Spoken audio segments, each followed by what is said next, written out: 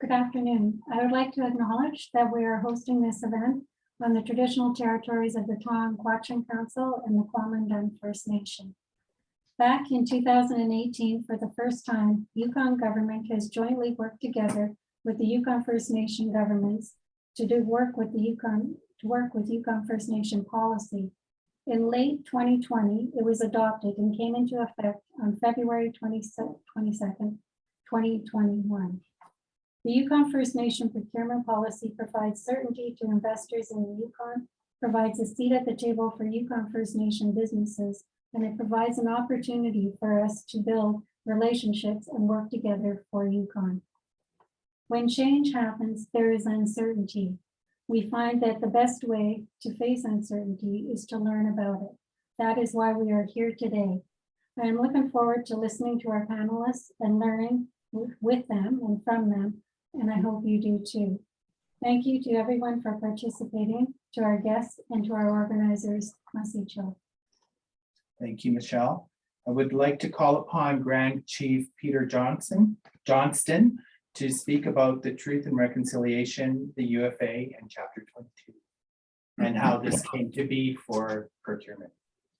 Wow, very important discussion there. I just want to thank the Chamber for the opportunity to have this opportunity to express some thoughts and give some perspectives, if you will. Obviously, since the point of contact, the country we live in Canada was built on economies, and it was seeking out not only commodities that we had to offer, but in the whole globalization that was happening around the world back in the early 1500s, late 1400s, it was based on building economies. And as we, evolved as a country, if you will, under governance, the focus was even stronger, and we've seen the competitiveness happening in the Americas, particularly the United States.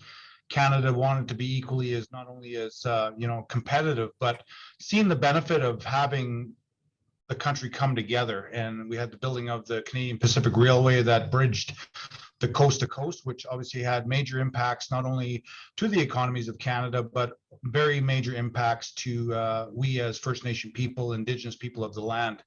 I had an opportunity when Peter Turner was, when he had a conference a couple of years ago, and the discussion was around disruption and what it meant to our people and how we've been affected by not only the evolution of government here in Canada, but also just the need for commodity. And today we look at things such as mining and other resource development as being very beneficial, not only to creating stable economies here in the territory, but also to create the needs that we've come to enjoy, such as cell phones and other fine products that are either mined, like I said, or developed through product development. So unfortunately, throughout our history here in the Yukon as First Nations, we've never been in a place of where we've come together to have discussion, to have negotiations, to have the ability to tell our story. It was always based on impact. And even when you go into the gold rush or the building of the Alaska Highway, all these, occurrences in our history have always been an impact. And unfortunately, we're still, reeling from the societal effects of those disruptions. And it doesn't take much to walk down the back streets of Whitehorse to see the impacts of residential school, the impacts of the Indian Act. It wasn't until 1960s we were allowed to vote as Canadians. We're always coming from a place of where we've been impacted, and unfortunately, we've always been victims of circumstance as well. And unfortunately, we've had the devastation of our culture, our language, and our people, unfortunately, over the course of time. However, it took some leadership in the late 60s and early 70s to turn the page for us as Yukon First Nations. And, we owe a lot to people such as Elijah Smith, Judy Gingell, previous leaders, Harry Allen, the list goes on, and there's still a lot of our people still today that are dedicated. And I'd like to think I'm one of those people that are strong, not only on building advocacy for our people and advocating every day, particularly to government, to the reasons why they should invest in us, why they should include us, especially when it comes to certain things such as education.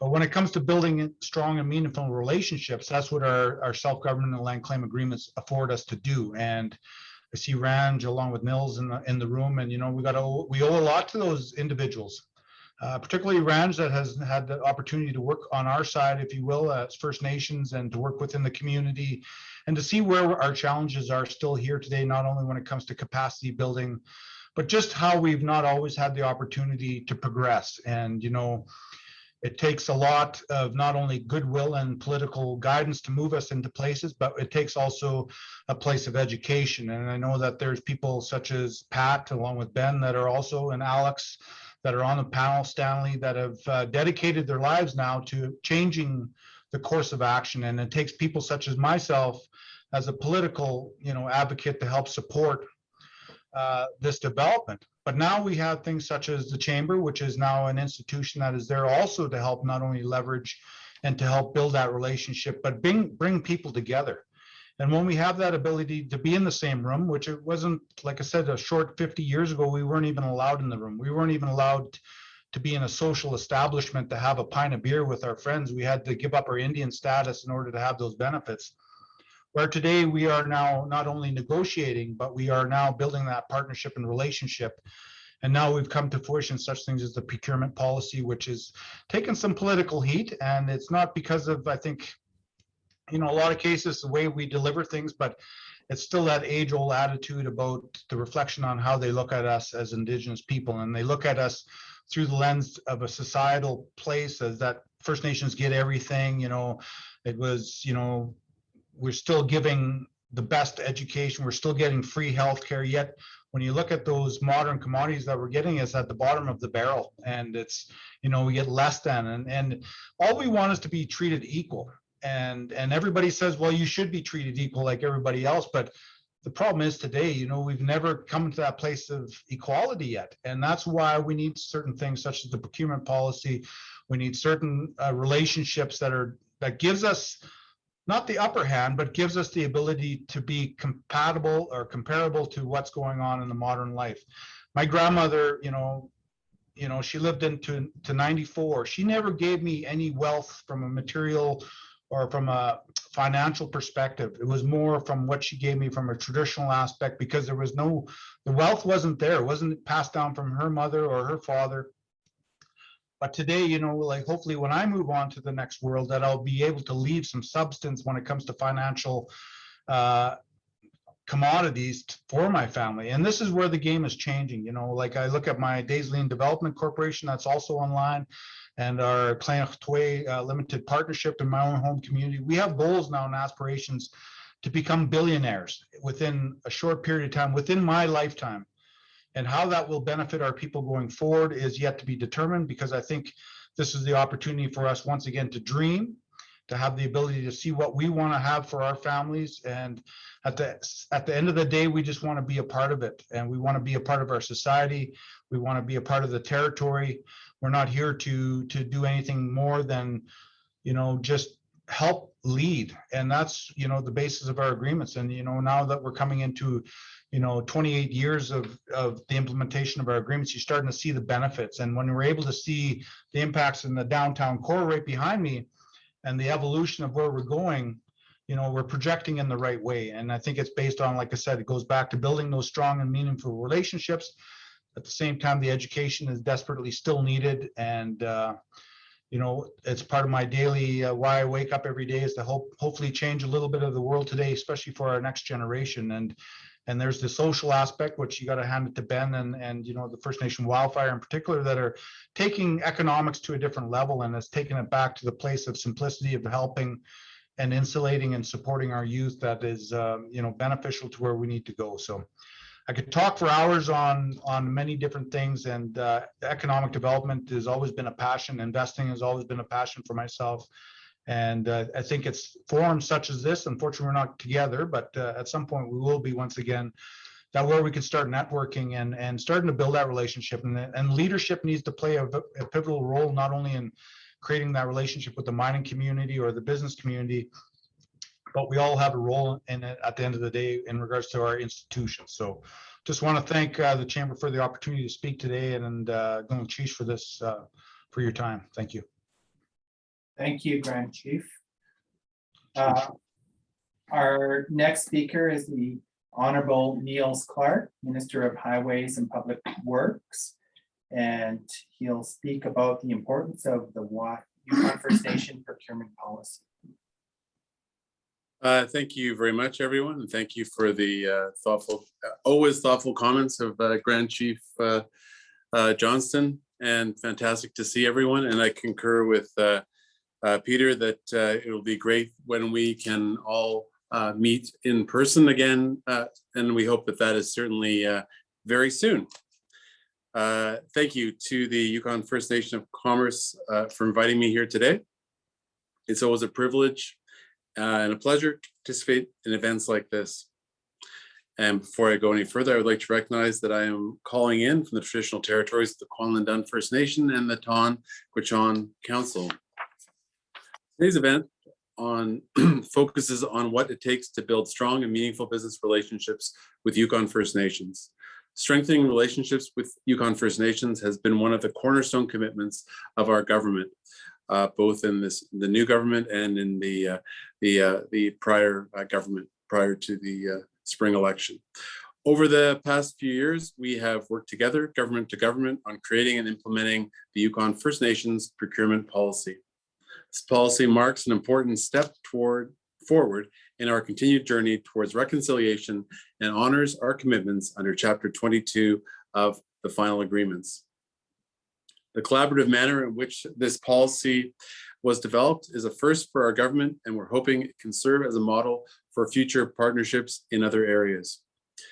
We are very close to this policy being fully implemented, as indicated by Ms. Kolla, that there are various working groups who are working now to put the final, we hope the final touches on the First Nation procurement policy, with a proposed launch date of October the 4th of this year.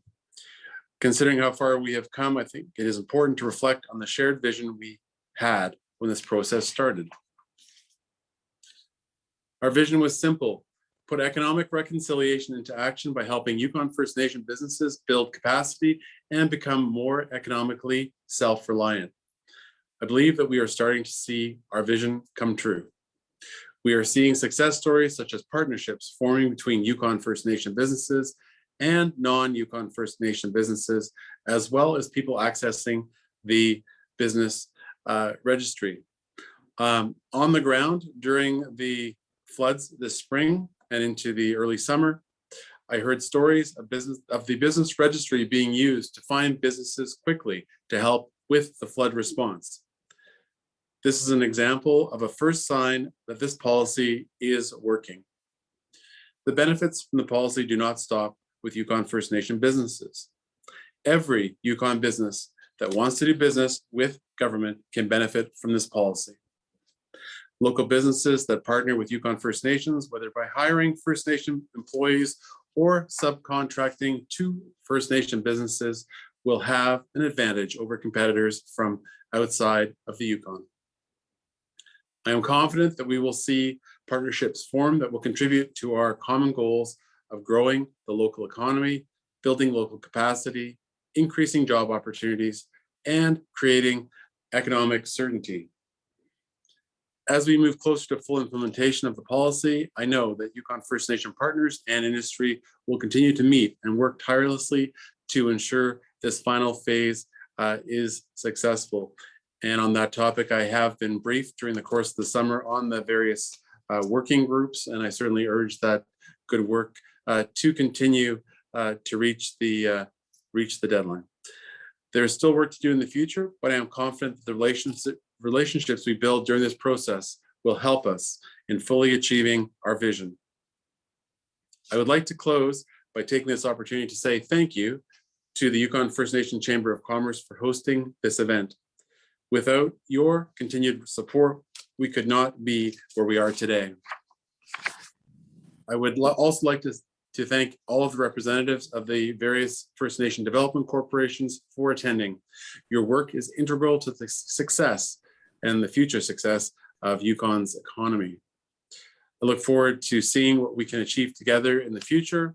I also look forward to listening to the panel discussion so that I can continue to learn in my new role as the Minister of Highways and Public Works and the Minister of Environment as I continue down that path myself. Thank you for having me here today, and I do look forward to listening to the roundtable discussion. And as I said, I look forward to meeting you all in person in the near future. I have met a number of you in person in the past, but I look forward to future meetings. Thank you. Thank you, Minister Clarke. Our next speaker, we're very happy to have Honourable Ranj Pillai, Minister of Economic Development, and he'll be speaking about supporting Yukon First Nation and Yukon businesses. To you, Ranj. Thanks very much, Albert. And again, thank you to the Chamber for giving me the opportunity to attend today and to share a few words with you. Again, as well, I want to be respectful and recognize that we're on the traditional territory. I am today of the Kwalindun First Nation and the Tonquatchik Council. I want to keep my remarks short. There's a lot of stuff that's going to happen today. At least one or two CEOs have told me that's impossible, but I'll try. I'm going to try my best.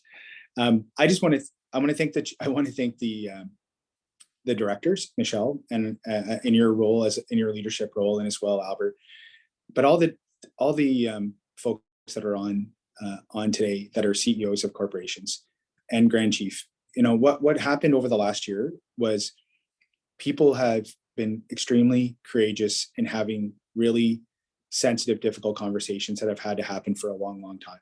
And it's been happening, and folks have been leading those discussions. And it's so difficult because we live in small communities. We have lots of different connections and relationships with people. And when you have these discussions, sometimes, the people that are close to you or friends or acquaintances or family members might have a different perspective.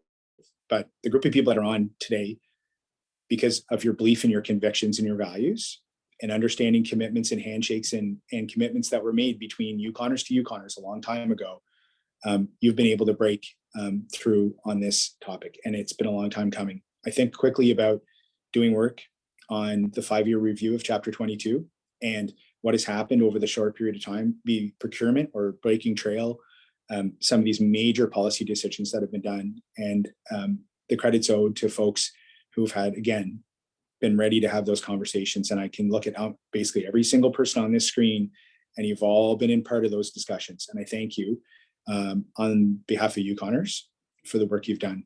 I will make a commitment to Michelle and Albert. I do agree we have to get together. So what I love to do is make commitments on behalf of Justin Furby when he's not, if I don't see him on the screen. So we will reach out to you to host an event with both the corporations, your membership, and the corporations and the community corporations, as well as your executive, at an appropriate time where we can come together. Because what I'm really excited about is what's the next conversation between all of us, whether it's energy, whether it's mining, you name it. The folks here are the driving force behind all of those things, the social change. That's where it's happening. Tourism. But, what I can say, the topic today was talk about supports. We're going to continue to support folks through the recovery piece in the next year. There'll be announcements on that. But really what I'm looking for is to sit with all of you folks and understand what the evolution of your companies are going to look like and how I can help. So again, I'm going to stick to my commitment. Thank you for inviting me today. Thank you for the work you do. And I look forward to the discussions that are going to precede the talk today or the speeches today. Thank you. Thank you, Mr. Pillai. Our next speaker is Madelon Wilson, Acting Director of the Procurement Support Center, and she'll provide you an overview of the Yukon First Nation procurement policy, the business registry, and the verification process. Thanks, Albert. Thanks, Albert, and thanks to the Yukon First Nation Chamber of Commerce for hosting today's session and for inviting me to participate. I'm really happy to be here. I was asked to speak on the Yukon First Nation procurement policy, give an update on where we're at with the implementation, and highlight all of the great work that's got us to where we are today. I just want to recognize that this was a jointly developed policy. So I am not trying to speak on behalf of the technical working group or the First Nation caucus. This is the Yukon government perspective and my personal experience going and working on this file. So as Minister Clarke mentioned, this process began 3 years ago with the Minister of Highways and Public Works approaching Yukon First Nation chiefs and executive directors to discuss the Yukon First Nation procurement policy. That discussion led to the appointment of the technical working group, which was a working group with representatives of Yukon government and First Nation governments. The group came to a table and started developing the policy from scratch. There was a blank page and they worked together to get it done. As the minister mentioned, this was a new process for Yukon government. It was a collaborative process for creating policy, and it allowed us to take the time to build very strong relationships. So over the 2 years of the policy development, we built and maintained really strong relationships with our First Nation partners. So as I mentioned, I wasn't at the policy development table, but I have heard lots of stories from people who were at the table. I've heard stories about long meetings, brainstorming sessions, and that trust and how it was so foundational to the success of the policy.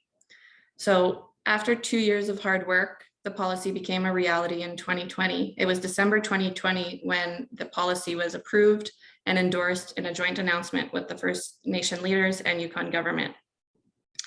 Although drafting the policy was a lot of work and took a while to get there, it was just the beginning. We knew that we would have to continue to work together and use that trust that we built to roll into the implementation of this policy. We have a vested interest and we came a long way. So the policy was approved and announced in December. And after publicly announcing the policy, we did receive a significant amount of feedback from the public, the business community, other sectors.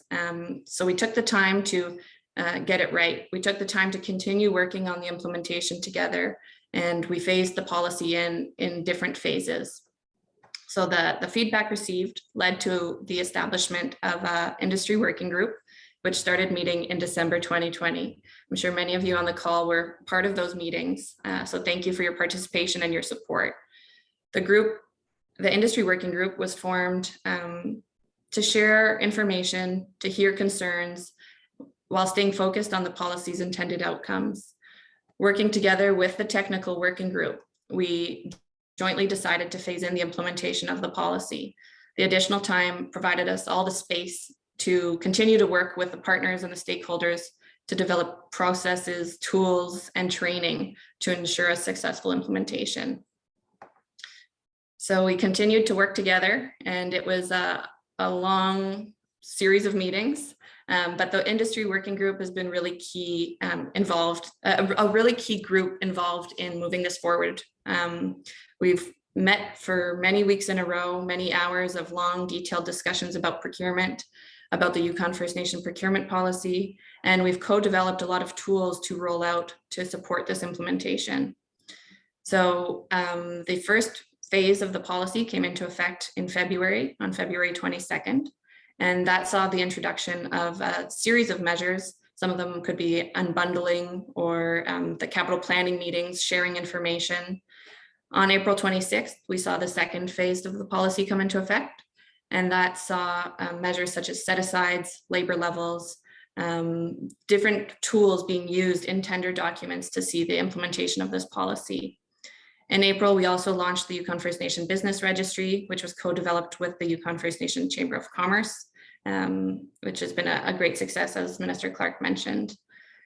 And finally, on October 4th, we'll complete the implementation of the policy with the introduction of bid value reductions and the verification process, which will see the Yukon First Nation businesses being verified through that business registry. As you may know, bid value reductions has been a very important topic and one that we wanted to take the time to get it right. Many of you are familiar with bid value reductions or BVRs, but for those who aren't, BVRs are a mathematical way to re-rank bids to reflect the value of Yukon First Nation participation. There are different types of BVRs available and different benefits that could flow through the BVR process. The three types that are available are for Yukon First Nation ownership. So that's a reduction to recognize Yukon First Nation owned businesses, and whether that business is the general contractor or the subcontractor. The second bid value reduction is to recognize the primary business location, and that's to recognize Yukon First Nation owned businesses outside of the Whitehorse area where work is occurring, so those community-based businesses. And finally, the third bid value reduction is to recognize the hiring of Yukon First Nation labor, which includes new and existing employees. So working through bid value reductions with the technical working group and industry working group has been really helpful. We've received a significant amount of feedback and remained adaptable to suggestions. We've heard concerns, we've shared information, we've done overviews and developed operational requirements together. I think together we've established a common understanding of bid value reductions and identified potential gaps in the implementation. So the industry working group really helped us identify those gaps and develop some mitigation measures. The industry working group also co-drafted terms of reference for the Monitor and Review Committee. The Monitor and Review Committee is a new committee, which is going to be formed by Yukon government representatives, Yukon First Nation representatives, and industry representatives. In the policy, when it was developed, it was only going to incorporate Yukon government and Yukon First Nation representatives, but hearing from industry at these industry working groups, there's been a common understanding that there's a lot of value in having industry representatives at the table. So that committee will now be chaired or co-chaired by all three parties. And we look forward to that committee's first meeting. That committee is really responsible for monitoring the implementation of the policy.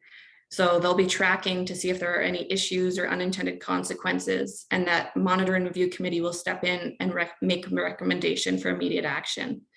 We've developed different market disruption tools and different off-ramps, and we've talked about what this Monitor and Review Committee will really do. So we're looking forward to seeing that take off soon.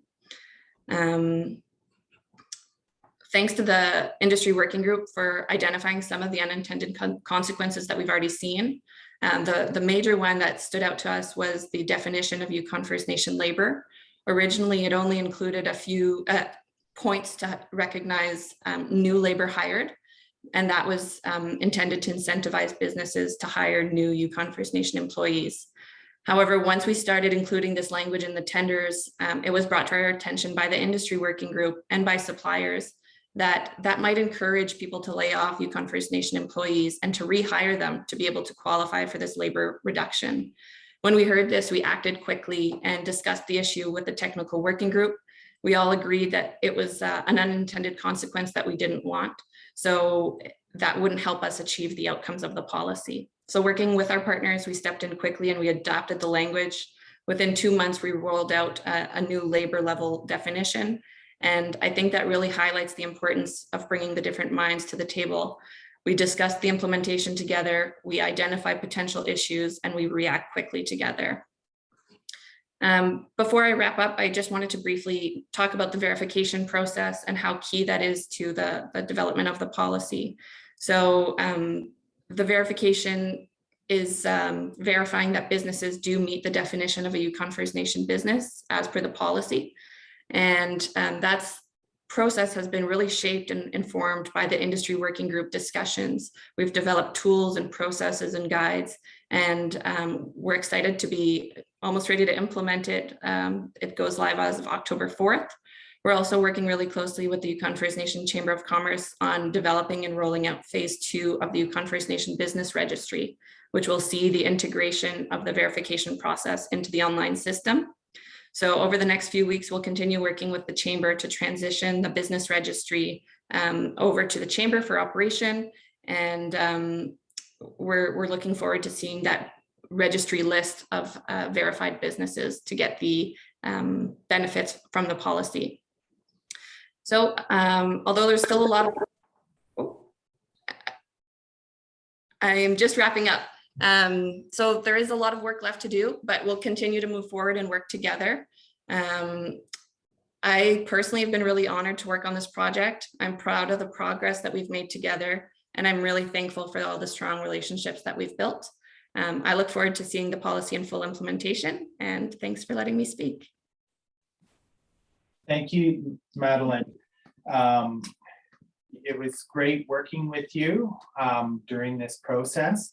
And thank you for giving us the overview and the background of what occurred from adoption to present. So it gives our viewers some insight as to how this comes about. So now I'm glad to, I guess this is the exciting part, is hearing from our CEOs of the development corporations. And I want to thank each and every one of you for joining us today, because it's an opportunity to share your stories and let our viewers know what it means to build meaningful and strong relationships. Today, our moderator is Amos Westropp, which I'm also very thankful for attending and for his work on the process.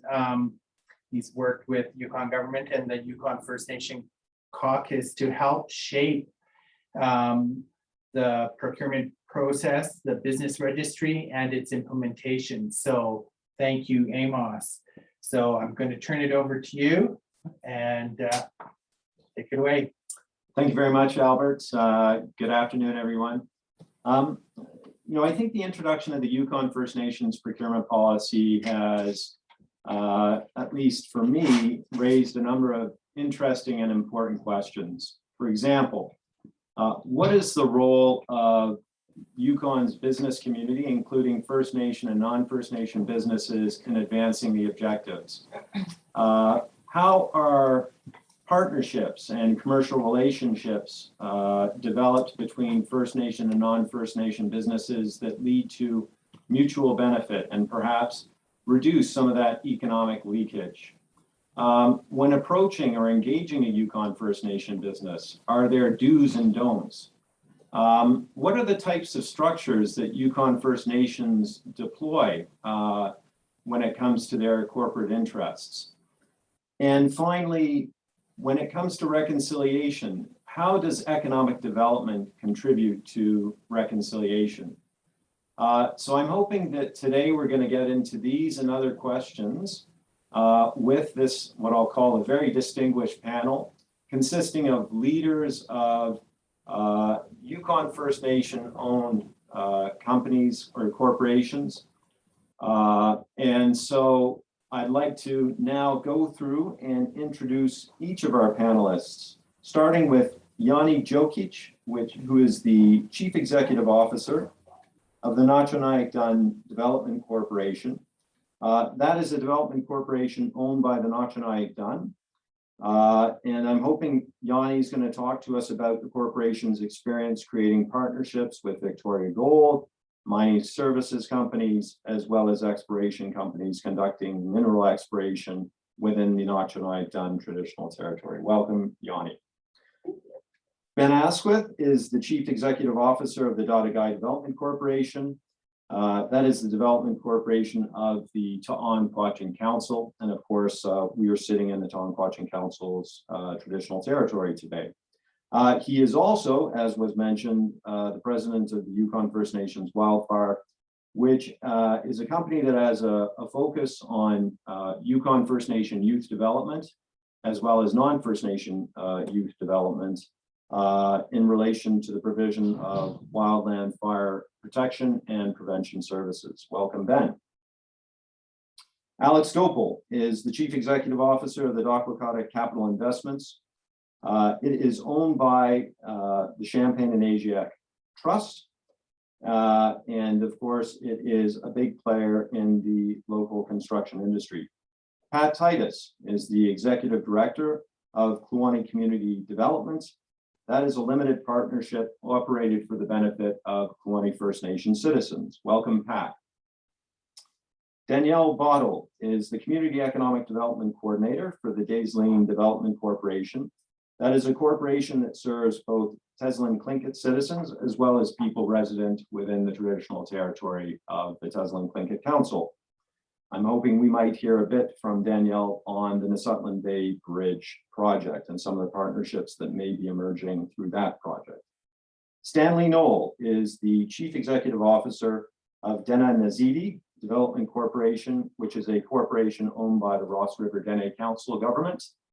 The Ross River Dene Council being a member of the Kaska Nation.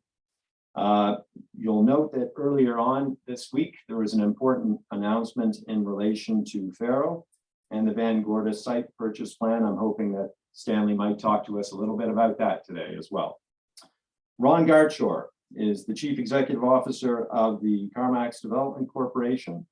That is a corporation owned by the Little Salmon Carmax First Nation, which is, and certainly that corporation is involved in mining. And I'm hoping Ron might talk a little bit about the Gateway Project Agreement and some of the partnerships and commercial relationships that may be emerging through that project. Lastly, but certainly not least, Stephen Mooney is the president of Kuani Dana Show Limited Partnership, which is wholly owned by the Kuani First Nation. And I'm hoping that Stephen's going to talk about some of the partnerships that they're developing, as well as some of the partnerships that he was instrumental in concluding in his previous role as the Coal Climate Innovation and Technology Innovation Director at Yukon University. So I'd like to welcome all of the panelists. And for the information of our viewers in Zoom land, we have more information available on the panelists in the chat room, I think, at this point, or it's coming. So let me get to the questions here. The first question I'm going to ask each of the panelists to respond to, and I'll ask them to respond to it in the order that I introduce them. So this is going to go over to Jani first. I'd like you to briefly describe the mandate of the corporation you represent and the kinds of opportunities you're pursuing to fulfill that mandate. And if you like, as a bonus question, you can talk about a little bit about what separates you from, say, other Indigenous corporations.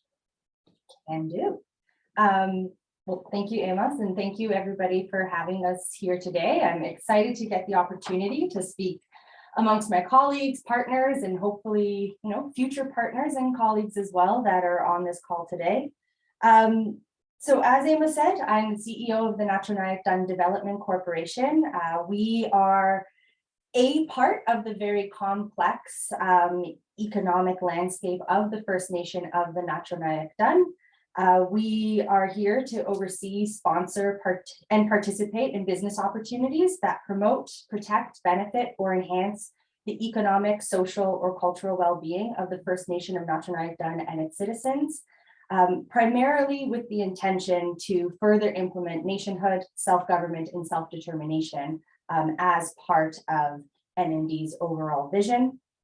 We do this primarily by holding active businesses, real estate development, community infrastructure, assets, and investments, both in and outside of the traditional territory. We've been able to do this on our own, but also in large part through our partnerships that we have. And it's an exciting time for us because we've also now started to operate some of our businesses and participate in projects outside of Yukon territory as well. So we have some operations over in Northern BC and some operations in Ontario, and we've been happy to bring our partners along with us for that as well. So, as our local economy within Yukon expands, we also hope to share in the wealth with the opportunities that we also get elsewhere.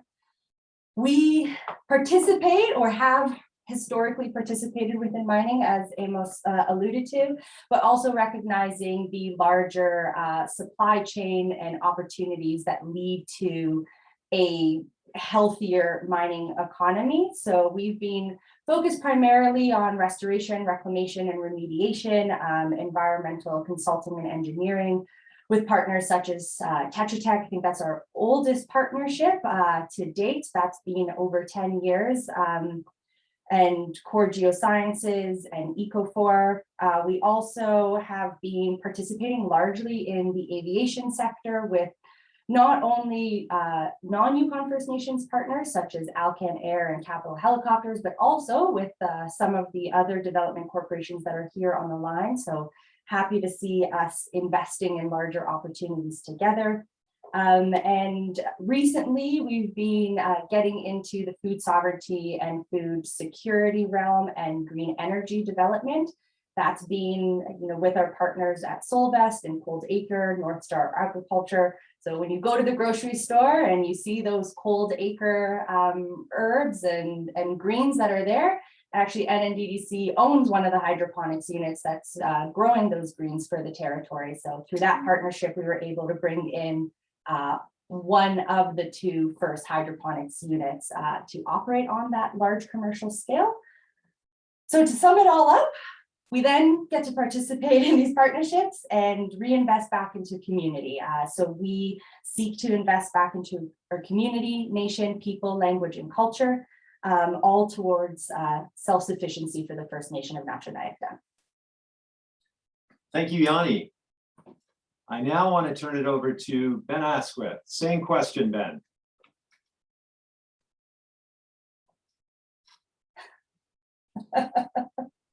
Technology. Thank you very much for having me. First up, I just want to say a big thank you to Yukon government, all the employees that have worked on this procurement policy. It's been incredible to work with you and start from a blank page. We've had some ups and downs, but I think we're at a good place. And thank you to industry for being at the table and actively being involved in this as well. We couldn't do it without you. And then thank you to all my colleagues that were on the First Nation caucus that were representing the First Nations. I don't see Rick here, Rick O'Brien, but I think Rick and Jani, I believe, and myself were the ones from Development Corps at the table. And it's been 3 years, but it feels like 10. But we're in a good place right now. So I'm excited about it. And thanks, Amos, for all your help. So my mandate through Dotagai Development Corporation, we've been around for about 30 years now. I've been running it for 9 years. Our mandate is pretty simple. It's a triple bottom line. So we look at, obviously we need to generate some income to provide some dividends back to our shareholders. But we mainly focus on citizens and people. That's our strongest asset in our mind. And I'm very proud to I think we have about 20 TKC citizens working for us directly through Dotagai or through our partnerships. And then also we protect the land. So anything that we look at, we're not going to be investing in something that the shareholder, the First Nation, doesn't want to see. In terms of pursuing mandates or opportunities, we pretty much look at everything. So, everything that we're involved in, we're making money at, we're providing jobs and careers. Obviously, people that know me, I'm very proud about what we've done with Yukon First Nation Wildfire and the growth that's seen. And that's for all Yukoners, not just for First Nations, but all youth. We're happy. We're just about to announce we're starting up a fuel company, and we're excited to be pursuing those opportunities. And then I'm really happy about we just formalized a partnership with Ketsa Construction, and we're really happy about that. I mean, that I think is going to be kind of the model to follow potentially. But right now we have 10 employees, TKC citizens and First Nations underneath Ketsa, and they really see the same vision as us. They just won the tender on the Whistlebend School, which we're happy to be involved in.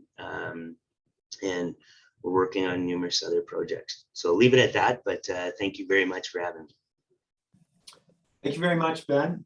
I'm going to turn it over to Alex Doepel with Dokwakota Capital Investments. And I was wondering, Alex, could you speak a little bit about the ownership structure in your opening remarks? Sure. Again, as the panelists that came before me. I'd like to thank everybody for all the hard work that they've done on this, and thank you for allowing me the opportunity to give a DACO Kotta perspective on this. So I'll maybe start with that, Amos, and then I'll be able to build the others in. So our structure is a bit different than some of the others. We've gone through a limited partnership restructuring. So the way we're structured here is my mandate is wealth generation for 9 generations out. So as Grand Chief mentioned, $1 billion, that's what we're looking for too. Our role is, the way we're structured is, we report in through Chief and Council. Our job is purely wealth generation. We have a trust that looks after the funds that were distributed out of the final umbrella agreement, and then we have a community corp that looks at the social side as well as development within our traditional territory. So if I look at one of my biggest mandates is diversification, and my diversification given this is I will work in traditional territory, but we also spend a lot of time working in the Yukon as well as looking outside of the Yukon. Examples of what we've done recently here is we're building on our portfolio that's kind of complementary, and we do look at everything as Ben does as well. However, as we roll out, examples would be in the last year and a half, we bought Mac Plastics, Mac Skylights out of Edmonton, Alberta. We just purchased Canada West Garage Doors out of Kelowna, BC. We're continuing to expand.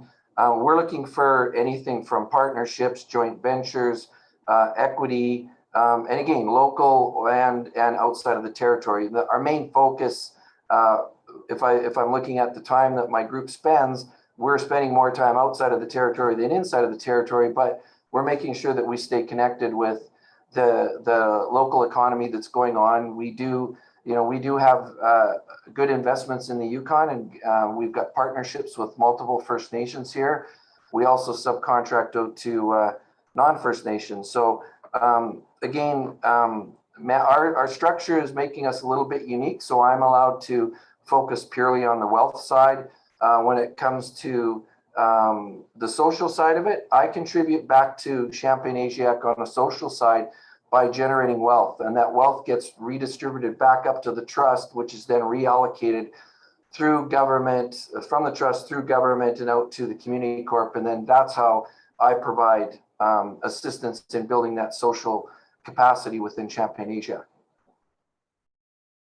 Thank you very much, Alex. I'm going to turn it over to Pat Titus now.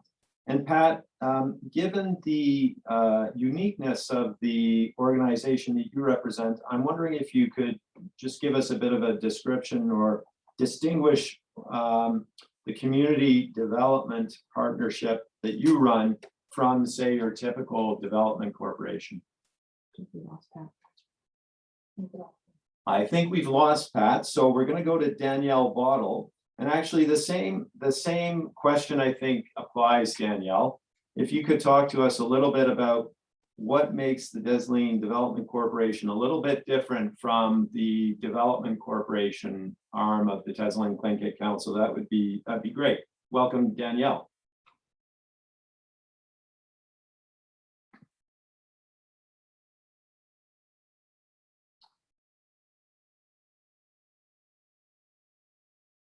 All right, I think we may have lost Danielle as well. Hopefully, Maddie, can you hear us? Okay. Well, let me move on to Stanley. Stanley Noel. Stanley, would you talk to us a little bit about DNDDC Development Corporation and sort of its structure and what you're looking to do? Yeah, okay, sure, Ben. Sorry, Amos, it caught me off guard. I was expecting the other two speakers to go first.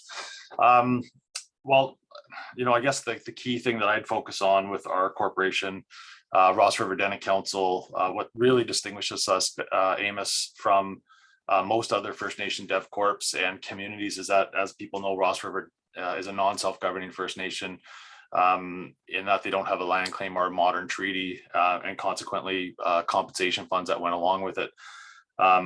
So the corporation that I manage started off from a very challenged position of actually not having any seed capital or funding to help us with our investments, and also looking at For example, things like partnerships or placement of equity into existing companies. So rather, my mandate is purely focused on business generating, business creation, and consequently venture capital around that. Our company just 4 years ago, to give you some context, had $30,000 in its bank account. We're in a very, very different position today. We're running a tens of millions of dollar company now with having water treatment services. We 100% owner of our own water treatment services company. We're 100% owner of our own mine rescue training company, and we're the largest fuel 100% First Nations owned fuel distribution company. We have our own B-trains, tri-quads, pups, and home delivery type units, and a local gas station in the community of Ross River. And we did a little over 12 million liters in sales of diesel fuel last year alone through our little company.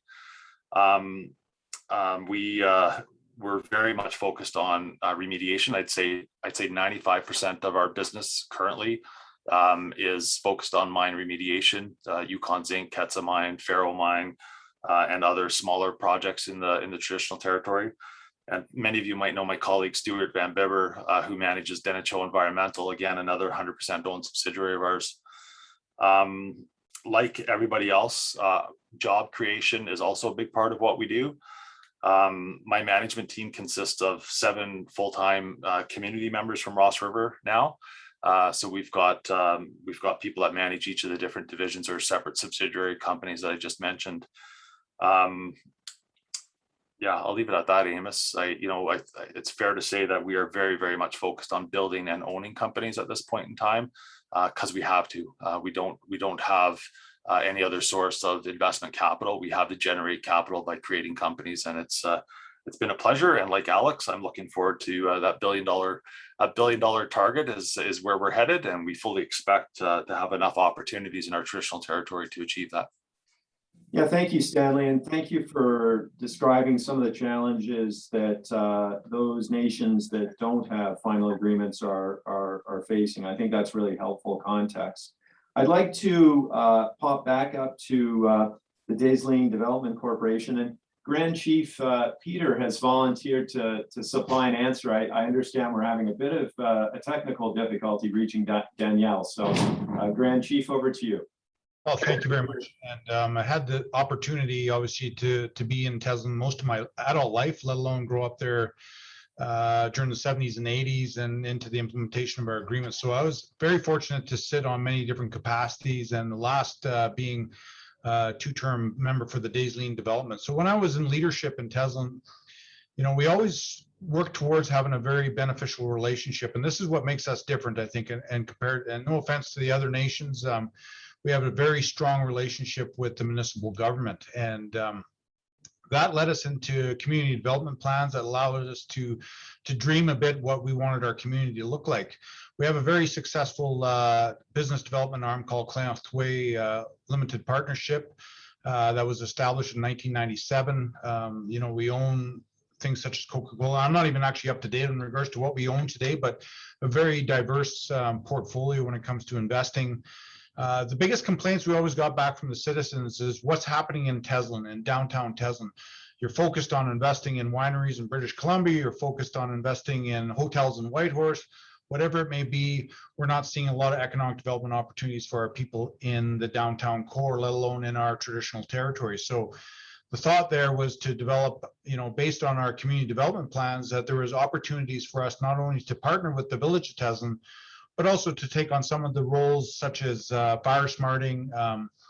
We own Teslin Environmental Services now. There's a couple subsidiaries of our Daysling Development Corporation that we have annual returns now, taking care of certain contracts, let alone building on these relationships. So the biggest part of what makes us established today, I think, is just our relationship with the municipal government. I know not all First Nations have that same ability to have that constructive relationship, let alone be able to work through some of the plans that we've come to create. The other biggest concern that we had, that was even in my leadership in Teslin, going back to like 2011, they wanted to build the Teslin Bridge, with little to no involvement with the community of Teslin, let alone the First Nations. So we fought hard and advocated hard to ensure that not only we would be helping lead the project, but to ensure also the legacy of that. Now it's up in, I think, like 65 million or something. That amount of money was going to stay, not only recycle through the community, but also give people the opportunity for career and the ability to build their enterprises on not only on their individual sides, but also to come into partnerships with other bigger companies to help provide services to the bridge. You go back to the bridge that we're currently using now that was built in the late 50s there. Just about every community member in Teslin at that time worked on that bridge. So the legacy of that piece of infrastructure, which is still the longest metal span bridge on the Alaska Highway, has left a lot of good, memories, let alone, like I said, everybody had a part in it. We want that same legacy for our community, for us to work on the project, but also to benefit from it and allow our entrepreneurs to, like I said, invest in their own companies, to buy that piece of machinery, or to build a team that will help not only construct the bridge, but more importantly, be able to build some long-standing economic opportunities. And that's everything from camp catering to owning trucks and machinery to simple as, being a flagger on the bridge. So those legacies, what Daisley and Development's mandate is. We're still having a lot of, in every community, it's not always easy to transform ideas into success. And I think, just the fact that we're about 8 years in infancy now, we're still struggling with the new car smell, if you will. People still don't like that smell as much, and they want it to smell more like Teslin, but it takes, leadership, let alone initiative, to make these happen. And we've done a lot of that to get to that point. We're still 100% owned by Teslin Clinker Council in partnership with the village of Teslin. So I think there's so much opportunity outside of the global markets, outside of the business community, like I said, with Clarke Way, we need to invest in social enterprise. We need to invest in smaller projects to help benefit, our laborers and our seasonal workers. And I think the model that we're working on right now does afford us that opportunity. Thank you. Thank you very much, Grand Chief Peter. That was a great overview, and I very much appreciated you stepping in on your colleague's behalf, Danielle's behalf. Hopefully we'll be able to connect with Danielle in the very near future here. I'm going to turn it over to Ron Gartshore, CEO of CarMax Development Corporation, to provide us with his overview. Ron. Hi, thank you, and thank you, Michelle, Albert, and Amos, and all the CEOs who I appreciate all the information and help that each one of you give as we work together. The CarMax Development Corporation is the business arm of the Little Salmon CarMax First Nation, and our main office is located within the traditional territory, which I'm talking to you from now. Our structure is set up with an independent board that's selected by our shareholder, and our shareholder, the one shareholder, is the represented the citizens through the chief and council. What's happening in CarMax right now, there's a number of opportunities that on the mining side, so our priority and reclamation, and the other is it's approximate $148 million free gold road development, of which phase one should be starting shortly, and which is the first bridge and the first part of building the road.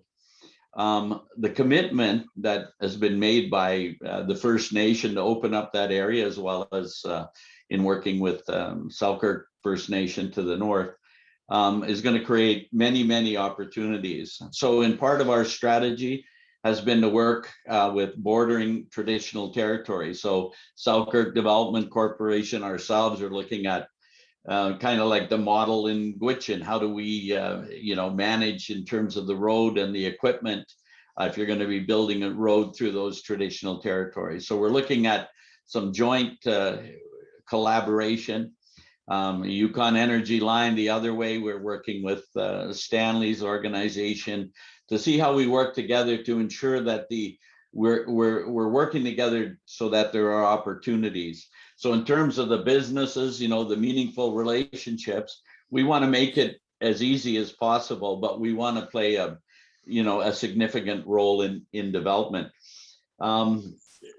Economic development with the projects that are happening here, it ties into, you know, the dollars to be made, but it's also the business side, it's the community development, it's the jobs, it's the training, it's kind of the whole package. So what we've tried to do, we have business, LSCFN businesses, and some of them are joint with other people, for example, in CarMax or elsewhere. And what we're trying to do is, how do we support that business?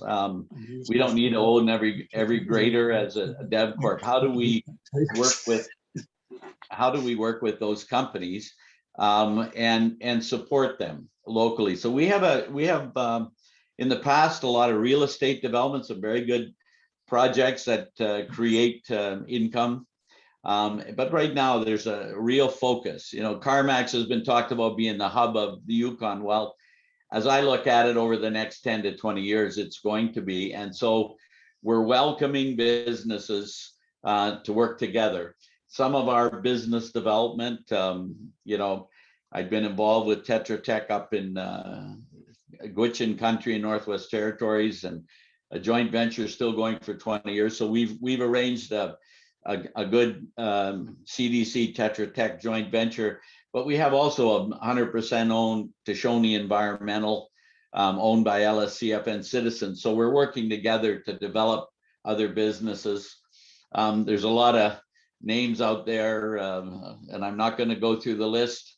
I encourage people, carmaxdevelopment.ca. You can find out all the information of, you know, or a lot of the information we're doing.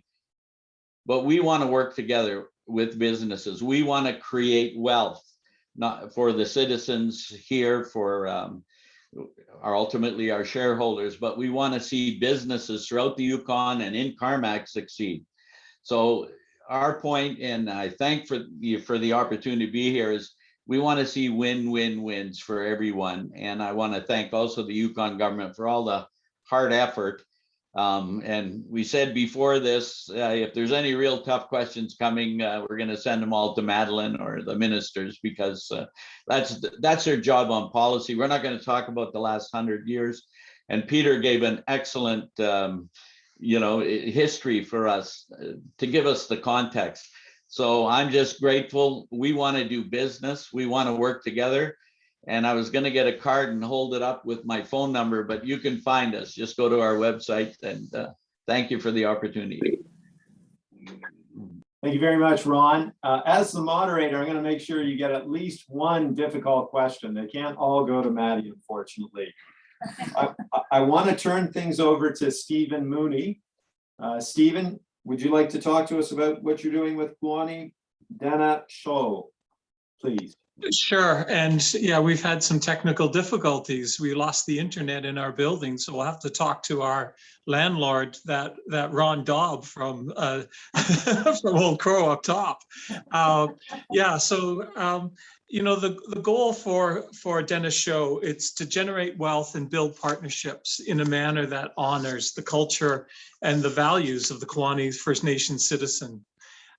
Presently, we have investments in northern aviation, property management, business development, and we're very proud that we have also invested in a lot of business startups here in the Yukon. And then, of course, we have wealth generations of sitting with our stocks. One thing I do want to answer is what separates us. That was the bonus multiplier question, Amos. I think Dennis Show has an amazing board, and we have a lot of fun. And the ladies on the board, Tosh Southwick, Mathia Alatini, Katie Johnson, all of those are heavy hitters, and we have a lot of fun. And then Jack Kobayashi and myself round out our board. And so I think that's what separates us from a lot of the other dev corps. So I'll let it be at that. Thank you kindly. Thank you very much, Stephen. I'm wondering if we have Pat back or Danielle back, just before we go to the next question. Going once, twice, 3 times. I think we're just going to be stuck, unfortunately. They're going to be stuck, which is unfortunate. I want to move to the next question. And it's a question about the need for this policy. Obviously, in some corners of the Yukon, the policy was not as positively received. So my question to the panelists is, why is the Yukon First Nations procurement policy needed in your view? And on this one, just jump in when you have an answer. And if you don't, I'm going to point out, oh, Ben Asquith. Hi, thank you. Well, in my mind, it's really clear why we need it. There's always a conversation about equity versus equality, and why don't we just have a procurement policy, or Yukon government have a procurement policy that just favors locals versus not just First Nations. Obviously, it's been, as Grand Chief had mentioned, the history, there hasn't been the ability to gain that equity. So it's created an inequality, sorry. And so now what we need to see is, I don't see this policy going for 30, 40 years, but I see this policy offering some equity to First Nations, whether it's through jobs, investment, business startups, etc. And then we kind of level the playing field a bit. And then that policy will not be needed. But also, I think, when we call it the First Nation, Yukon First Nation procurement policy, I think we need to also look at that it's a local procurement policy. I mean, this is about keeping money in the territory, and First Nations working with longstanding Yukon businesses and forming those partnerships together and keeping this money in this territory. Enough money right now leaks out.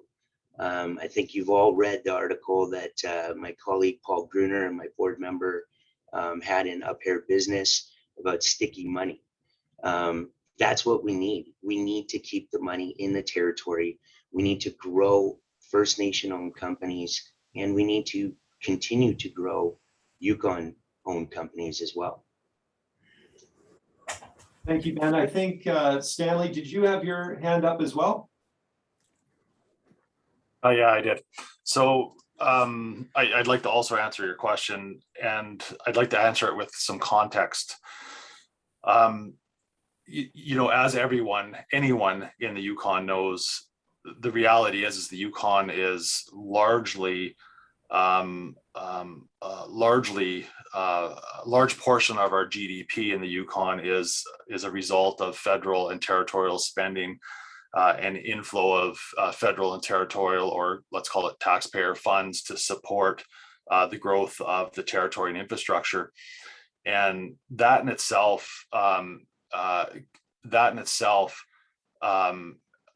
combined with the fact that government in general has the broader mandate of a combination of reconciliation, working to ensure that parts of the economy that have not been equitably have access to opportunities, that governments create policy to help ensure that they participate in those opportunities of the spending of that GDP in the territory. I guess to put it in plain language here, Yukon government and the federal government spend the bulk of the funds in the Yukon in terms of infrastructure projects or capital spending, or operational spending for that matter as well, to support their capital infrastructure. That in itself, the First Nation procurement policy serves as a vehicle to ensure that there's an opportunity for First Nations who have been absent, or for that matter, left out of opportunities in the past, to have a chance to increase their participation in those areas. And you don't need to look very much further than the Ross River traditional territory to see blatant examples of that, where in the past, all of the mining opportunities and all of the infrastructure that went along with supporting those mining developments in large part left the community of Ross River out. Ross River never, not one person had a meaningful, long-lasting, all-alone, high-skilled job at the Faro Mine, Ketsa Mine, Yukon Zinc, or other properties. At the Faro, and in particular the Faro Mine, because I think it's a legacy mine that was probably the most egregious example of where people weren't involved. And while I know that was a private example, it's no different with government spending, whether it be on the construction of the Campbell Highway or the NCP, the power infrastructure that went through to support the Faro Mine. There's lots of examples where there was infrastructure projects to support mining endeavors that Ross River never got involved with. Had this procurement policy been around back then, I think we would have had a tremendously different outcome, where the community of Ross River, which is inarguably probably one of the most impoverished communities in the Yukon right now, would be a very different community today. And I'll end up by saying this: anyone that has any reservations about the value of the procurement policy really does need to spend some time and put on their creative thinking caps. I think industry can team with development corporations. There's teaming agreements. There's all sorts of creative vehicles as business to business where we can work together to make this new policy, as it's intended, to have First Nations involved, but to also make a space for you to be involved. I think that there's great examples of that, and there's also bad examples of that. There are going to be companies in the Yukon, ones that like to do it the old way, where they just do it on their own and they don't want to work with other people. You make that choice, and good luck with that choice. But there's going to be other companies that are going to be willing to work with Yukon First Nations to partner together and to broaden the successes we have together. And I think that I look forward to watching those companies rise to the top and be more active in the Yukon. It's good for all Yukoners. I'd like to hear from Grand Chief on this question, please. I see your hands up, Grand Chief Peter. Thank you for that. And I just want to go back to the basis of this, where the policy comes from under Chapter 22 of our agreements, which speaks to economic development. And the whole basis of the chapter is not only for the benefit of our future generations to create business and to become entrepreneurs or to co-invest with others, but it's also to alleviate that dependency on government. And if we ever came to the place of full implementation of our agreements, hopefully within my lifetime, because even when I was there in leadership, we're still 40% underfunded when it came to, just simple services that we're offering to our people. There has never been a program service transfer agreement with the government. All we want to do is create this financial wealth and autonomy, if you will, so we can provide that unrestricted, there's a lot of flexibilities within our financial transfer agreement, but that amount of money does not allow us to do all, meet all the priorities of our people. So going back to the basis of the policy is to alleviate our dependency on government. And we are still very much, like I said, dependent not only on the financial transfer agreement, but that very important relationship with the Yukon government. So I just wanted to add that. Thank you. No, thank you very much, Grand Chief Peter. I note that Pat Titus has resolved his technical difficulties and has rejoined us. Pat, we're gonna go back in time, and I'm gonna ask you to provide a bit of an overview of your corporation. What sets it apart from your typical development corporation, and sort of describe some of your activities in pursuit of the corporate objectives that you've established. And welcome back.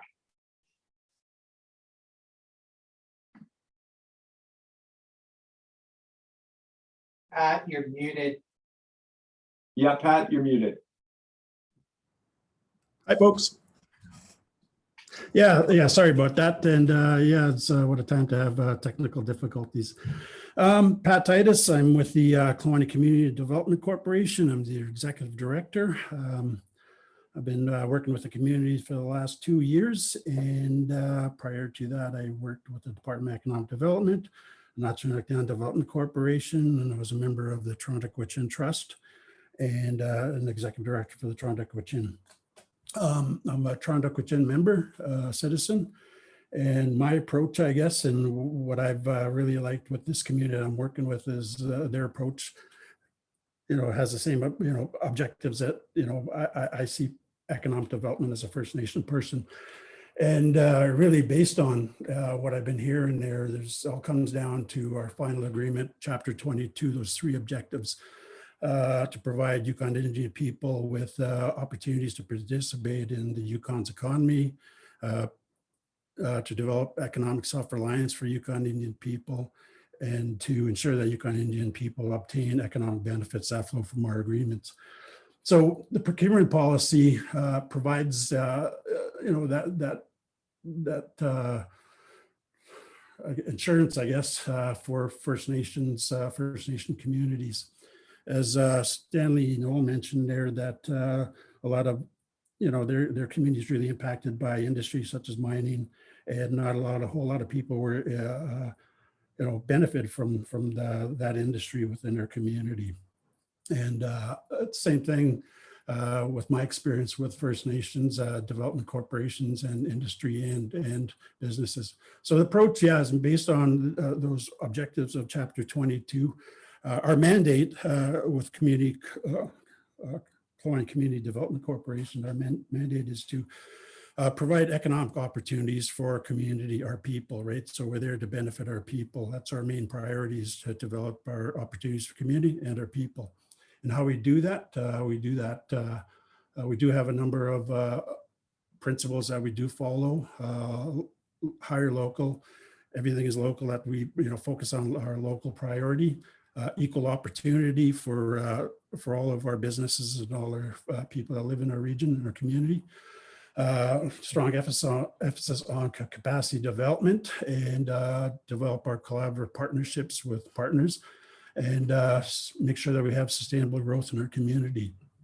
So with that, as I mentioned, we do focus, invest in our community. We can invest into our people, we invest into our community. That's our main priority. So we link everything back to our strategic objectives and Chapter 22. Based on that, we do look at economic opportunities that are within our traditional territory as well, and focus on those opportunities with the people and those objectives based on our strategy. And we do have a number of opportunities that we are focused on. One of them is the new Burwash school that we're really focused on creating economic and business opportunities, employment opportunities for the community members. And it's just not KFN members, it's members within the communities. People who have businesses there, people who live in the community. So, we support all families and all people in our traditional territory. We also got the Kloani Wind Project that's coming up next year as well. The Well Green Reclamation Project that we're focused on as well. We're also building a truck shop and a training center within our community. As I mentioned, we're focused on our citizens, so we need a place to train our citizens. KFN, they're in a planning process to develop a new administration building. There's a need for housing development in our community. We're focused on Yukon government's capital spending budget and KFN's budget as well. So, and that we also have money in our traditional territory as well. There's an exploration project with Nickel Creek. So based on those opportunities, how we do that is, with a partner, and what we add, I think what we add value to the business community is, First Nations, we do have market access to opportunities. We do have those measures out of Chapter 22. We got the new First Nations procurement policy as well. And we also have the ability to negotiate economic agreements with industry as well. We have access to federal and territorial funding. Federal and territorial's commitment to socioeconomic reconciliation. So that's a real benefit to us to get engaged and develop meaningful partnerships. We also have, our SWOT analysis says that we do have a strong, effective commitment management team. We have a high level commitment from our board. First Nation Development Corporation, we don't just focus on one opportunity. Whatever opportunities that are there, we focus on, and that's our mandate. So for business development. We also have people and a strong labor force that we rely on as well and create opportunities for. And we also have a great health and safety program for our employees and the contracts we do have. So based on that, the services that we do provide in our communities with the partnerships that we have done, I'll use one example there. Previously, we had a partnership with Roll Global Network where they put in the fiber optic line from Haines Junction through Beaver Creek up to the border. And from that, we developed some skills. And Roll, as a partner, invested into our community and worked with the management team, worked with the people and created some opportunities. So based on that project, we developed a number of skills that capacities that we developed into businesses. So one of them is we provide camp services. We have a camp in our community. Any construction opportunities that come in our community, we'll be able to look at those opportunities. We have a strong labor force that we provide services. We also did an emergency response for the project. We're doing that on the current project up on the Dempster. We provide traffic control services as well, expediting. We rent equipment. We provide health and safety services. We also have a grocery store and provide fuel services and food services and fuel services within our community.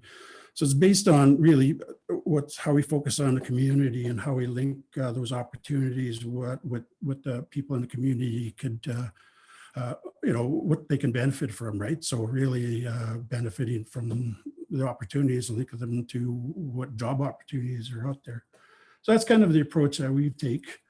But where I was looking at new opportunities as well, and part of our development model is there where we focus on our community projects, and we do also have a strong relationship at a corporate level with our First Nation Chief and Council, the government, and our corporate structure, the trust, and our corporate structures, as well as with our other development corporations. So, with that positive relationship, everybody's there's a lot of communication there amongst all the corporations in the community. So that's really key for the community. And as I mentioned, a lot of construction opportunities that we do have. So we're looking at developing a civil construction company up in the next year and looking at whatever opportunities coming into our traditional territory. We had a board meeting the other day, and I mentioned to the board there that we should create a new slogan. I don't know if anybody remembers that program, Newhart from the 90s, where Larry, Daryl, and Daryl, they said their business was anything for a buck. So anything for a buck. Well, thank you very much, Pat, for that overview of the Kewaunee Community Corporation. Much appreciated. We're going to go on to the next question, which is, how can Yukon businesses, both Yukon First Nations owned businesses and non-Yukon First Nations owned businesses, be proactive in building capacity to capitalize on upcoming opportunities as Yukon's economy rebounds from the pandemic? Who wants to tackle that one? I can take a crack. Jani's going to take a crack. Well, I mean, I feel like the easy answer is start now and start early. There are great tools that are out there already, tools that are being created, such as the First Nations Business Registry, attending sessions such as this. You can start to develop your systems before the bids come out.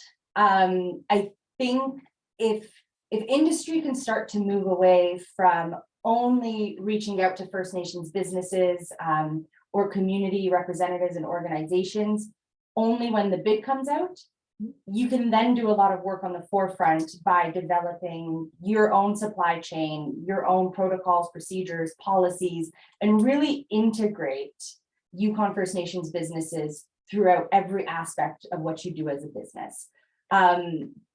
You're going to know as a business what you need most often for jobs.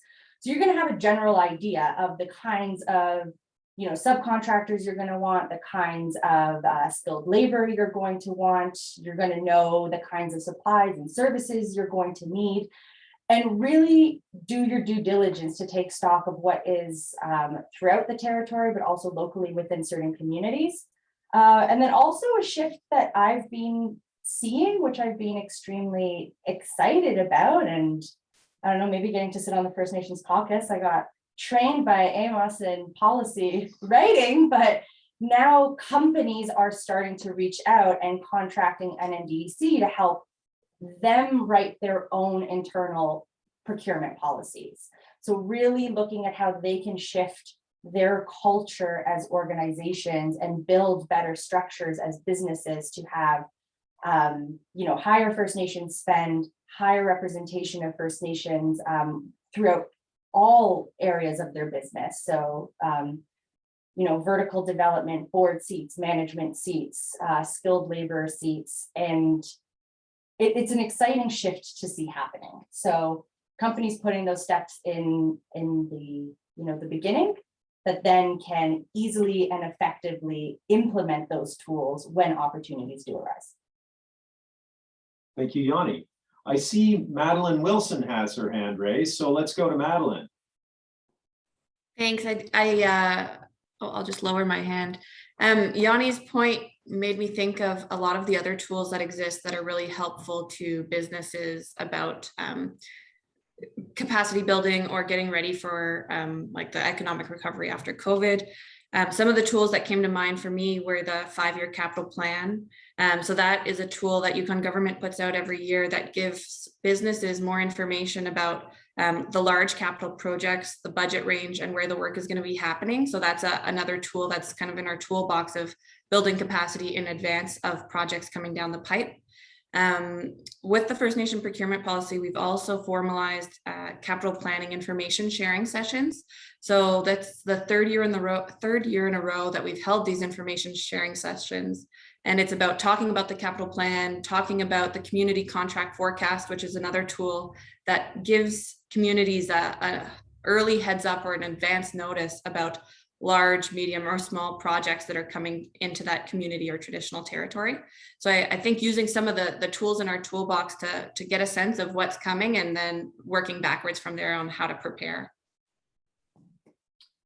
Thank you very much, Madelon. I see my friend Alex has his hand raised, so let's go to Alex.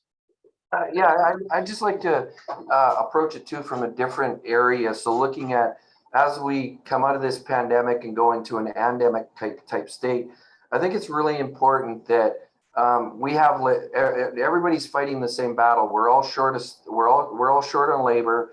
We're all short on supplies.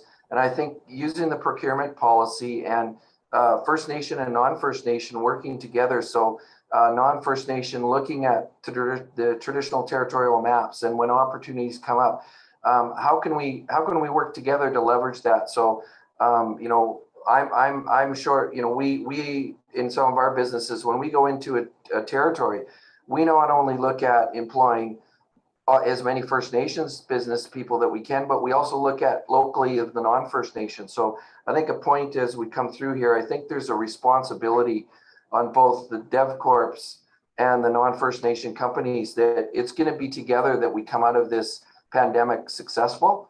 And I think it's really important that we stay focused on that, because there is challenges.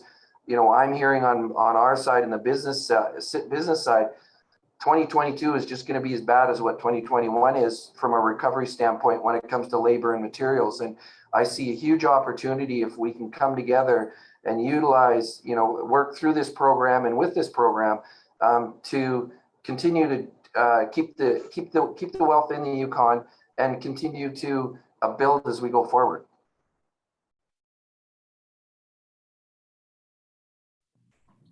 Thank you, Alex. Is there another CEO who'd like to get in on this question? Yes, Ben. I think it really comes out. I mean, first off, I don't necessarily agree that we're in our economy is not doing that well, because it's actually probably the highest GDP growth in Canada, I believe. But yeah, there's obviously a strain on housing, on labor, etc. Maybe I could give one example is the Whistle Bend the new Whistle Bend school. So on that, there was language that was provided within the tender document, and each of the companies approached us, and we developed a term sheet with each of them very early on, and we understood where each of our needs were. And now you can see that Ketsa, a great local long-term Yukon-based company, won that contract. So Peter and Eric didn't wait until the school started. They proactively met with us, and we just entered into a partnership, and we now have minimum 10 people employed on Ketsa sites in advance of the school coming. So I think it's really about just being really early engagement, and being open and transparent with each other about what is it that you both can offer, and where the needs are. Thanks. Well, clearly this question is attracting some diverse opinions. I see Minister Pillai would like to respond. Minister Pillai, floor is yours. Thanks, Amos. No, I just wanted to highlight some of those comments. You know, as we move into the next phase of what's playing out, the reality is, look, we have an extremely strong economy. You know, that's not a political speaking point. That's the reality. That's the facts. And there's three things that are on my mind all the time, and I just would like to put those on the table. Labor force, I'm extremely concerned. I know how many people are looking for work, and I know what jobs are out there. And there are, you know, at one point we were at, I think, 855 people looking for jobs, 1,600 jobs, an average rate of $24 to $25. And so why is the labor? It's about you folks getting your teams ready, Indigenous and non-Indigenous employees and workforce, but also with this economy the way it's going, we're going to exacerbate the housing issue if we continue to have people come to the Yukon.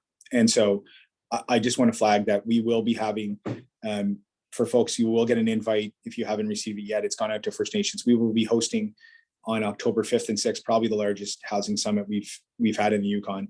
And really, it's about folks coming together to have this discussion. So the economy piece, other than focusing on tourism, I feel I would just share with folks, I need the support and help of DevCorps for both in communities to build out housing solutions, and then for bigger things that have not happened before.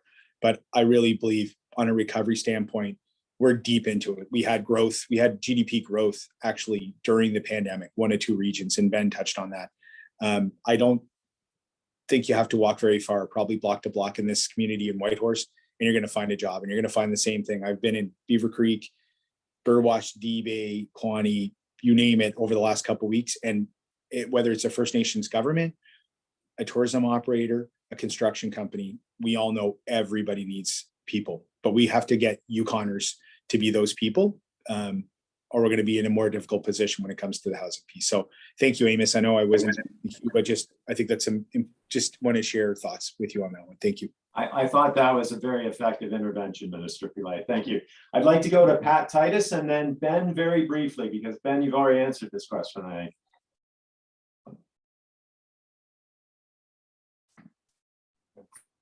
Great, thank you. Yeah, just listening to the discussion there.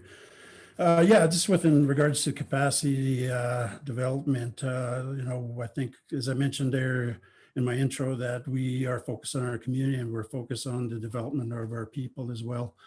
And part of that is creating economic opportunities within our community. I mean, we do have a couple contracts that we do have, and one of them is emergency response, which we have a couple of medics that provide those services. So we just recently trained a couple of our citizens so they can work with us and work on these projects. We're also trained up a couple flagging, or we call them traffic control persons as well, to meet some of those objectives out of our contracting obligations.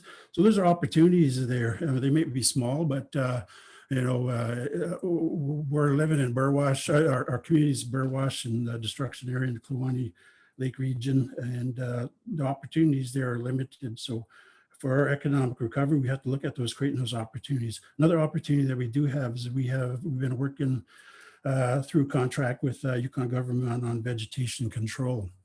We've been doing that for 2 years now, and you know, we have I got all kinds of contractors within our community. For such a small community, we have 6 consultants that can provide policy planning and, kind of those services there. And we also have 5 general contractors that have equipment and expertise in their community. So my job is to put them to work and create opportunities. One of our contractors mentions to me that they heavily rely on us for their economic well-being. So those are, really provides me with my mandate to make sure that I create those opportunities within the community so the locals can benefit. With that vegetation control opportunities that we do have, we had 2 contractors working with us last year, and now we had another citizen that created his own business this year and purchases a piece of equipment to participate in that opportunity. So those are ways we can develop our community capacity and create those opportunities where the community benefits and those opportunities stick to the community. Thanks. Thanks very much, Pat. We're going to go to Ben and then Stanley. I think Stanley was first, but okay. I just wanted to touch on the housing real quick and the labor force development. On the housing side, we've built 70 units over the last 4 or 5 years. We're excited to be working with Yukon Housing. It's been a great relationship. We're excited to continue building that out. And we're looking at planning our next development, which is going to be about 95 units. Again, partnering with Yukon government. Real quick on the building side of those units, we employed a ton of citizens. We had First Nation procurement policy that we incorporated, that we worked with a local Yukon company, Evergreen, on. So it was a huge success all around: timing, budget, employment, subcontracts, all that stuff. So it's a great model going forward. And I do recognize, Chief Isaac has done that. Stanley, when you were with Carmax Development Corp, you guys did that too. Just kind of funny that we had the same name, Riverbend. You were first again. And then just on workforce development, we're working with the Department of Economic Development, the Department of Education, a bunch of other departments, Highway Public Works, but we're going to be rolling out a program called the Warrior Program. It's not just for First Nation youth, but it's for youth in general, and it builds on the successes of Yukon First Nation Wildfire. So we already have, I think, about 22 letters of support from Yukon-based companies that are willing to basically take on employees after that. So we're really excited about that. But that's a clear example of, development corporations working with Yukon businesses, working with government, and there's a need, and we're providing a solution. Thank you, Ben. Stanley. I was gonna, the one thing, I got 2 things. Number one, sorry, is it Madelon? Sorry, we haven't spoken in person. The one thing I would suggest, what comes to my mind is there's never time to take your foot off the pedal with these opportunities, sort of building on Grand Chief Peter Johnson's the new car example. I look at this First Nation procurement policy, and quite frankly, I think there's more to do. I look at, for example, right now, the bids and tender website. We talk about transparency and building connections between bidders and First Nations. Right now, the bids and tender website does not provide an opportunity for us to understand who is bidding projects, that we can reach out to each other and build relationships together. Whereas I look at the MERCs on a federal site, the MERCs the MERC site lists all the bidders and all their contact information, and allows for, at the very least, if people don't contact us, I can tell you right now, every time there's a bid in Ross River's traditional territory, I am on the phone and I am calling every single bidder that is applying for work in our traditional territory to introduce ourselves. And at the end of the day, everything we do is purely, it comes down to relationships and proactive efforts to build relationships. You know, we all point the finger at government when something's wrong. We rarely acknowledge when something's been done right. But at the end of the day, the role of public policy and this First Nation procurement policy is to give some guidelines and to help people work together. And then the job falls on us. It's our job to work together and stuff. You know, Ben, I look at what you've done with the wildland fire management crew. I've used 12 of your workers in the last 3 months to do work for me. Castle Rock, you know, I look at what Alex Doepel's company, we've got you going down to help us with a fuel cleanup spill project that's happening here in the next couple of weeks. We talk to each other, we work together. I would love to see an opportunity for us to broaden that relationship building with bidders on jobs, whether they're from within the territory or from outside the territory. Thank you very much, Stanley. We're arriving to the last and most challenging question of them all. I'm going to ask each panelist to provide their advice in respect to how a non-Yukon First Nation business could go about engaging a Yukon First Nation business. So are there practices that should be encouraged? Are there practices to be avoided at all costs? What's more, you have 30 seconds per person to answer the question. I'm going to start with my friend Jani. I have a what not to do. Perfect. Which happened actually when the policy rolled out, which was don't state you're reaching out to us because you have to. The companies that feel that they have to do this aren't going to be the ones that go along for the ride and succeed with Yukon First Nations businesses and communities. So yeah, I'd say don't approach with that mindset. Thank you very much, Jani, and you kept within the 30 seconds. Stephen Mooney, same question. Don't assume that First Nations DevCorps aren't involved in that silo of business already. There's so many businesses that that we are in throughout the Yukon that some people assume, oh, First Nations aren't in that business, and then they come approach you, and I'd say do your homework when you're approaching the First Nations to understand their values and beliefs and see if it's a fit for your business. So do your homework prior, but all of these First Nations DevCorps are approachable, so come talk to us. Thank you. Thank you, Stephen. Ron Gartshore. Oh, you're mute. Oh. I would say be creative. And there are examples. I think of the Gwitchin and one of the construction companies who's listening to this right now that developed long term, where they started providing all the equipment and then they slowly began to build some capacity within the Vantak Gwitchin Development Corps. If you have a small corporation doesn't have very much, you know, offer to do the loan on the camp so they can help and then lease it to you or something. Get them involved, build the relationships, and then the development corps will want to work with you long term.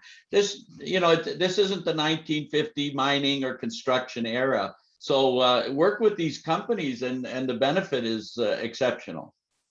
Thank you, Ron. Stanley. I'm going to build on Ron Garshore's be creative. You know, there are huge win-win opportunities. CEOs or business owners that come and talk to us, if they, like Jani said, if they come and they show up because of they describe it as a sense of obligation, well, that's a shitty starting point. However, if they approach us with creative ideas and ways that we can work together to build real long-lasting, meaningful relationships and opportunities, then that's a great starting point.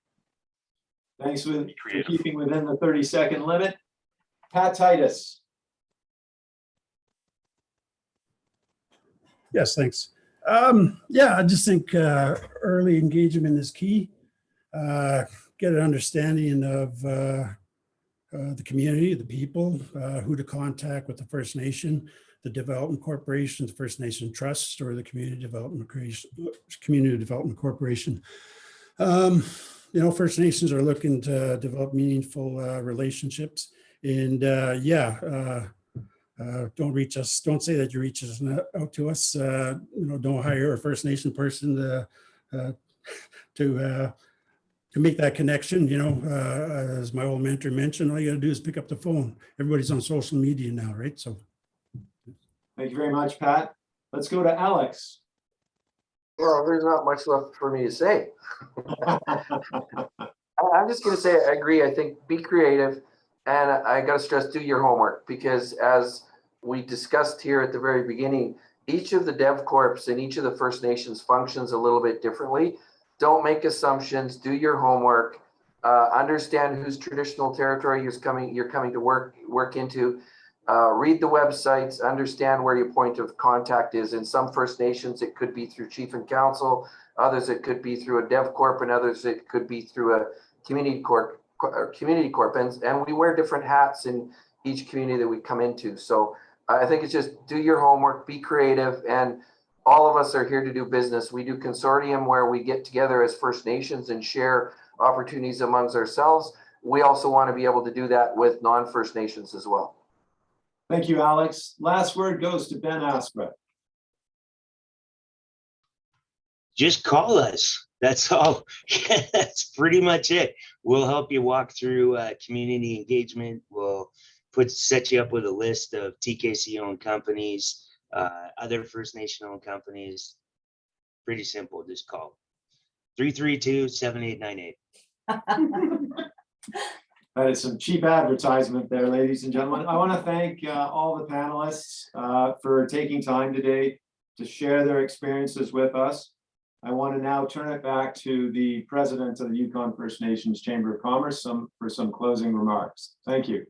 Okay, I would like to thank all of you, Amos, Jani, Ben, Alex, Pat, Danielle, Stanley, Ron, Stephen, for bringing your insight into the First Nation Development Corporation world and for explaining what it takes to build a strong, meaningful relationship with the First Nation Development Corporations. We want to also acknowledge and thank Grand Chief Peter Johnston, Minister Nils Clarke, Minister Ranj Pillai, and Madelon Wilson for supporting the Yukon First Nation Chamber of Commerce as we roll out the Yukon First Nation Business Registry. Reminder for you to save the date for part 2 of the Partnership Series panel on October 1st. On October 14th, we are hosting the Yukon First Nation Chamber of Commerce Reawakening Gala, so stay tuned for more details on that. And finally, another way to reach out to the CAOs is to pitch an idea, investment opportunities, share information by presenting at the CEO breakfasts before hours. And thank you everyone for appointing us, for joining us, and we hope that this was a valuable and takeaway experience for you. So thank you for your support.